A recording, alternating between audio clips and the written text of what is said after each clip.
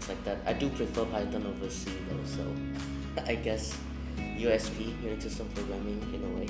Okay. So I think a lot of people want to know how does a blind student able to program? How does that work? You just have a software that on the computer that actually reads the screen out to us, and also if you want, you can have it read the keystrokes. So at least for Python, the indentation was a little bit of a challenge, but there is a way to make it so that the computer actually indicates the level of indentation using audio cues. So that's partially how we do it. And then, of course, things like Notepad++ or other IDEs actually help out with the formatting aspect as well. How do you know that you're getting the right result on the program? Because you can't see the screen, right? So how do you actually know you're getting the correct output?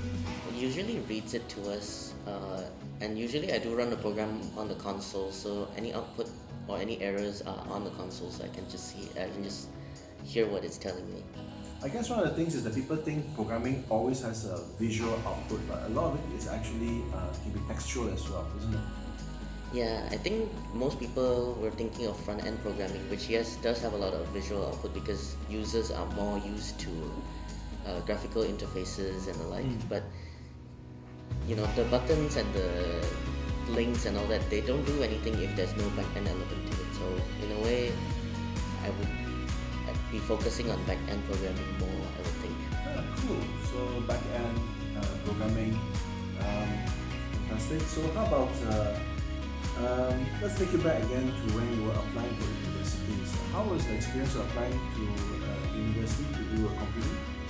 It was actually kind of a mix of results, because when I was trying to apply, at least back in 2018 when I did my diploma, it was actually relatively easy because the college that I was applying to was next to the blind center, and they already took 4 other blind students before, so they were at least willing to try.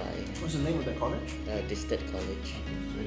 They were there were problems, and they were trying to have me switch to business and IT instead of computer science, but we managed.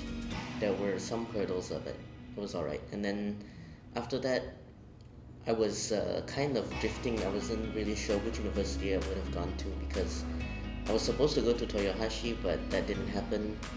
I was thinking of potentially going to University of Queensland, but that also didn't happen because after COVID everything got messed up. So then I was trying again to apply to, at that point I was trying local universities first. I was trying a lot of the ones in Penang because that's where I'm from, and also some from Singapore and one from the US. I actually tried to get into Colorado State, but neither worked out.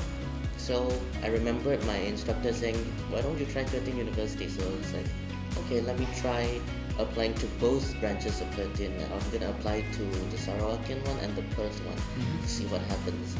The Sarawakian one responded first, and then I also managed to get in contact with the disability services here. So that was why they invited me down to interview or to meet up with the lecturers to see how viable it is to teach me. And then actually it was on the flight here that I saw the response from Curtin Perth, and they were like, you were accepted. Like, I'm already flying to Miri, so so I just ended up being here because after meeting the lecturers and whatnot, we decided to actually try it out, and so far I think everything's been working quite splendidly. Okay, so thank you very much, Kenzon.